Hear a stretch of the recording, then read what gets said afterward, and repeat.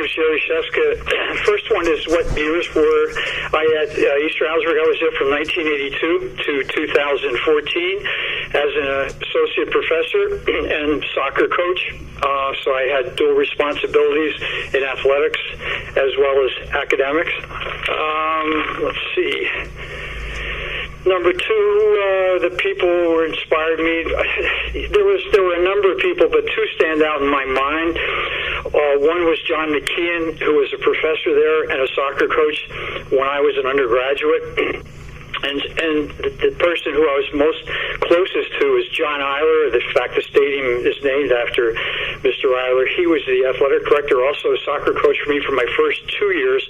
But someone who, if you talk about inspiring, somebody I truly looked up to, became actually like a second father to me, and for some reason took a strong interest and helped mold my career. And I probably owe the most gratitude to Mr. Eiler out of everybody. He was just, he was a special person, and not just for me, but for many of my classmates who attended East Stroudsburg at that time. So those two, again, if I just want to single out people, they were the two people that probably that inspired me and helped me along in my career. The third one is about a defining moment, and I don't know if you could have a defining moment. So not so much in academics as a coaching aspect of it. And there was this is my second year coaching, and I took over a program that wasn't going anywhere for a while. Had some success my first year, and the second year looked to change some things around, and we had a game. We were playing Bridgeport University at Bridgeport, and we had as with anything, you're trying to develop some structure and discipline within your organization, your team, whatever. And we had some people that were trying to, they didn't want to go on the trip, so they didn't feel good, they weren't sick. So I kind of made an example of them and said, you people stay back. You 4, 5, 6 people, I'm going to go with what I have, and we get beat badly, but I'm going to do it my way or no way. And we went up there and upset Bridgeport at the time, who was a Division I school, and beat them. And after that, kind of changed the attitude, the culture, where we were going with things. So I think that kind of turned the whole program around for me, and it gave me a little bit more credibility in terms of what the things that I wanted to do and what I felt were necessary for the program to be successful. So that was kind of a defining moment. Where do you spend most of your time at ESU? Well, I spent a great deal of time at ESU. Most of it was in my office. Secondly, was on the field. And third, working out. It's pretty much not a whole lot of life, but spent a great deal of time at the university, from recruiting to the coaching part, my academic part. I was involved with the University Senate, the Frederick Douglass Institute, on the board, a number of other things, a lot of committees. So I tried to make sure I was well-rounded and gave back to the university, which they gave to me. And so that was pretty much it. So I was pretty much in Kaler Fieldhouse for the majority of my years. Number C, when was the most significant campus event? That's kind of a difficult thing, but I think a defining moment was when we changed from East Stroudsburg State College or East Stroudsburg College to East Stroudsburg University. I think that really was a defining moment, a big step going forward for the university at that time.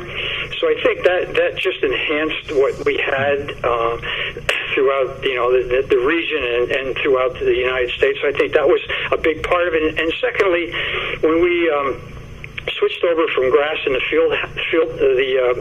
football stadium to turf and getting lights, I think that was very important and instrumental in helping our athletic program, but not just the athletic program, but the university in general.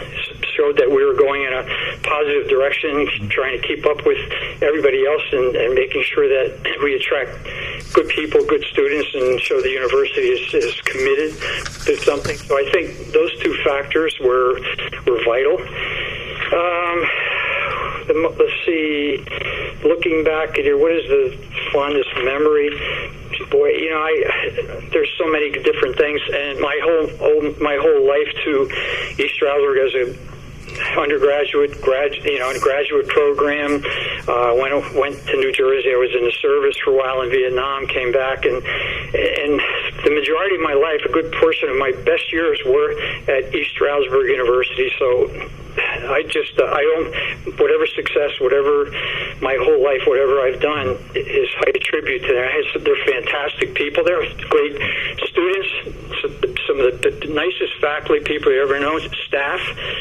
So I was blessed to be able to work at East Stroudsburg University and for my whole life. And once you end up retiring, and you realize how important that stuff really was, and how the thing that made the difference were the people there. And there were just fantastic people at the college. I can't say enough about the people and the friendships that I developed and the people that I worked with throughout the years. So that's pretty much it from that. And I don't know if there's any other questions if you guys want to ask me anything, but I think that's pretty much says it all. It's a fantastic place to work. As a student, I was there, and the friendships and the acquaintances, and it's a great place. I can't say enough about it. What did you teach, Jerry? I taught sport management. Okay. And when same time with Frank Pullo and Bobby Fleischman. Yeah. Okay. When you were talking about Bridgeport, can you elaborate on that? What you said some things changed after that? 1983. And what happened at Bridgeport exactly? I know the team won, but yeah, we won. We won the game 2-1. And what we did is I left a bunch of guys back home. I said, you know what? If you're not good, healthy enough to play, you don't want to make a commitment to the program, you stay back here. I'm going to play with the guys who are committed to the program. So I went with them, and the other guys had to work their way back up. And it's just like anything when you take over. You want to develop some kind of some structure, some discipline, and you want to change the culture from where it was. And that's kind of what happened then, and that kind of triggered and propelled the program going forward at that time. So, Jerry, I looked up in the catalog, and you know how they list dates? They said 1988 was your first date. That's as a faculty member. Okay, so when you say 1982, you started That's when I first started coaching. I was coaching part-time. Okay, so you're a part-time coach from 1982 to 88? Got it. Mm-hmm. Okay. Can you imagine what I looked at? I just was looking through my old stuff. You know what I got for my pay was for part-time? $4,000. And I did it full-time. I mean, I'm running back and forth from New Jersey, where I was teaching at a high school, coming back and forth for $4,000. When I think about it, the only reason I did that because of my love for the school. Yeah. You were involved in recruiting soccer players, right? Oh, that's basically what you do to be able to be successful. So, it was good for me because I had a good idea about the academic end of it, so I was able to give a lot of good information and try to recruit good academic people as well as athletes. So, Jerry, I remember you recruited a lot of really good international students. Yes, I did. Can you talk about that? Yeah, well, at that same time when I took over, I kind of befriended a guy when I was going for my coaching license in soccer, and he was one of the top Caribbean coaches, Alvin Corneal.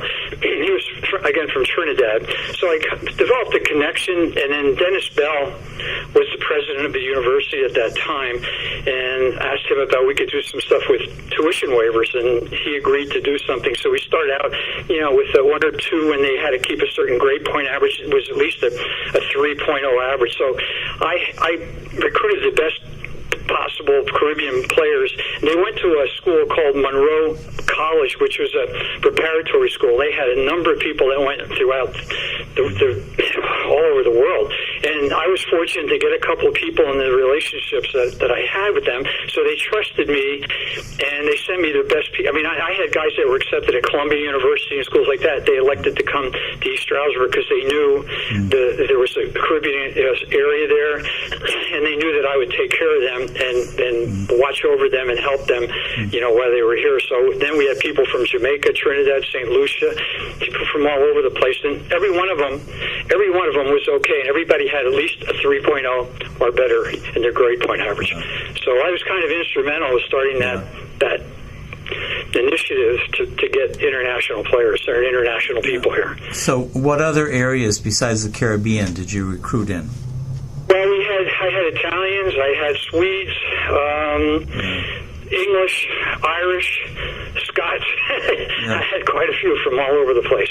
They actually ended up contacting me more than I ended up contacting them because they heard about where the school was located. And again, the big part of it is because we were so close to New York City and Philadelphia, and a lot of them had relatives in those cities, so they were familiar with the area, and they had some family that they could also keep in touch with. Right. Did you have one team that comes to mind more than others that you really enjoyed coaching? Oh, you know what? I can't really say that. Yeah. Because we were very successful. I mean, we had 16 conference championships and 16 NCAA appearances and Final Fours. And I hate to single out one team. I had a number of really good teams, and those guys take pride in in their years there, so I really couldn't single out one team. I was just very fortunate to have just such a number of great, dedicated people, and our graduation rate at that time, we didn't. I don't know. It's really difficult to keep, as far as to what the grades were, but it had to be in the upper 90s. Most people, if they stayed in our program for 4 years, they graduated, and that's one of the things I was very proud of. And especially, I wasn't just a coach; I was in the academic end of it, so that was important for me, for the entire campus, so they knew that I was just not someone that was just there trying to win games. That I transcended just not just the coaching part, but the academic end of it meant a great deal to me. Wonderful. And you mentioned John McKean. John McKean. He was a professor there, and he was a coach. When I first came in, John Eiler was a coach for the first 2 years, and then became full-time athletic director because he was doing it part-time. And then John McKean came in my last 2 years and was a soccer coach and also had responsibilities within, at that time, just physical education. But he taught statistics, kinesiology, a lot of difficult subjects. Yeah. Well, how do you spell his last name? McKeon. Okay, yeah. Okay. John Eiler was maybe the nicest person, the best person I ever met in the world. He's just special guy. John Eiler. Very lucky to know him. Mm-hmm. Do you still keep in touch with some of your former student athletes? Yeah, they call me periodically, email me, text me. So quite a few of them. In fact, I'm having lunch Tuesday with one of my former players who was one of my captains. He runs the soccer tournaments here at the Disney World. So I'm about 10-15 minutes from him. We're having lunch Tuesday.